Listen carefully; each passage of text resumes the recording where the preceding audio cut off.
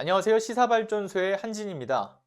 1980년대 당시 외교부인 외무부가 신군부의 이 권력 찬탈을 옹호하며 이 5.18 광주민주화운동의 북한군 개입설을 해외 공관까지 동원해가지고 이 전 세계로 퍼뜨렸다는 사실이 확인되어서 논란인데요.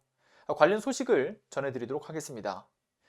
5.18 광주민주화운동 당시 이 북한군으로 광주에 왔다던 이 김명국의 증언 내용으로 5.18 북한군 개입설은 극우 세력들에 의해서 마구잡이로 전파되어 왔었죠.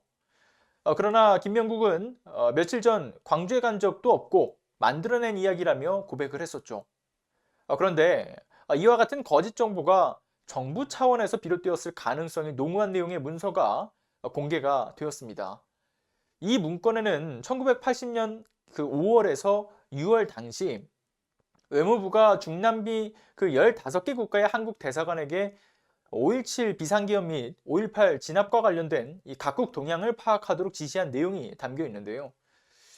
이에 따르면 각 대사관은 정부, 의회, 언론, 경제계의 반응, 교민 및 반환단체 동태, 북한의 책동 상황, 그리고 대사관의 조치 사항, 효율적인 홍보 등 대책에 관한 의견 등을 정리해 외무부에 보고를 했습니다.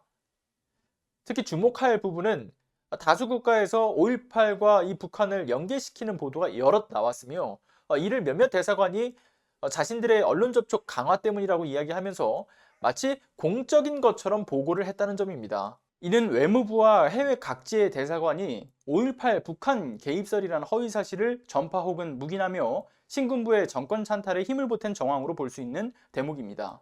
1980년 6월 당시 주 아르헨티나 대사관이 외무부 장관에게 보낸 보고서에는 한 유력 언론사가 광주민주화운동이 북괴의 책동에 의한 것이라고 보도를 했는데 이는 자신들이 현지 언론을 접촉해서 이뤄낸 성과라고 보고를 했죠. 주 아르헨티나 이 대사관뿐만이 아니라 주 멕시코 대사와 칠레 대사, 콜롬비아 대사, 주 파나마 대사도 북한군 개입설을 홍보했다라고 보고를 했습니다. 이런 홍보 활동은 언론뿐만이 아니라 각 대사관에서 각국의 고위층을 인사를 만나가지고 신군부의 입장을 대변했다는 내용도 나오는데요. 몇몇 나라의 정부나 언론의 경우 신군부의 의도와는 다르게 다른 입장을 보인 것에 대해서 대사관의 조치 사항도 문건에 나와 있었습니다.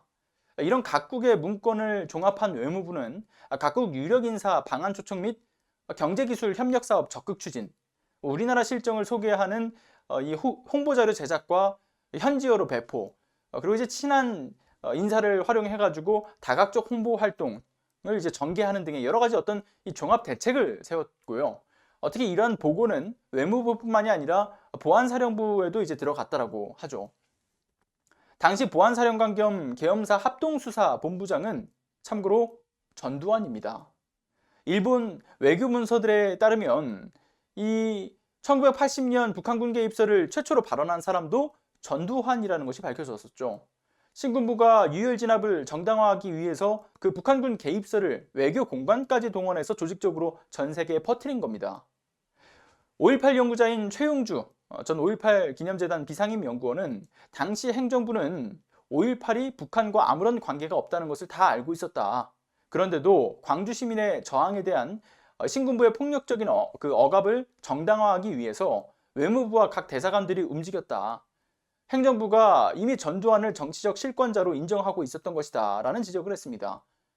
전남대 5.18 연구소 그 연구교수 출신인 윤영덕 더불어민주당 의원은 당시 외무부와 각국 대사관이 나서 신군부 권력 장악의 그 정당성을 홍보했을 뿐만이 아니라 5.18 북한 그 개입설과 같은 허위 사실을 전파 내지 방조했다는 점에서 매우 충격적이다.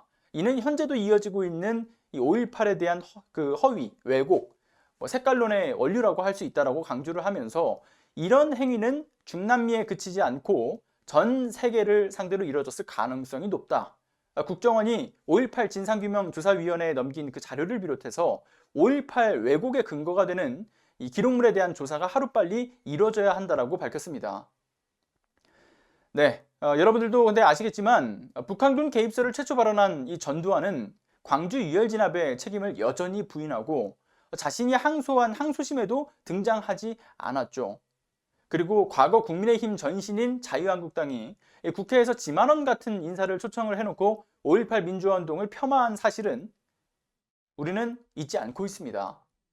5.18 광주민주화운동은 민주주의의 뿌리라고도 할 수 있는데요. 이런 허위날조 정보들을 입에 올리는 것 그 자체가 민주주의를 부정하는 행위나 다름이 없다는 사실 말씀드리면서 이번 소식 마무리하도록 하겠습니다. 여러분들의 자발적인 영상 공유와 이 좋아요는 큰 힘이 됩니다. 구독과 알람 설정 안 하셨다면 구독과 알람 설정도 부탁드리겠습니다. 오늘도 끝까지 시청해주신 시청자 여러분 진심으로 감사드립니다.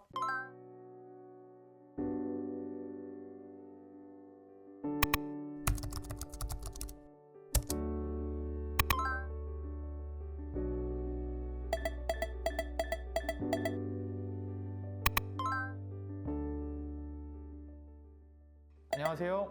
시사발전소 소장 한지입니다.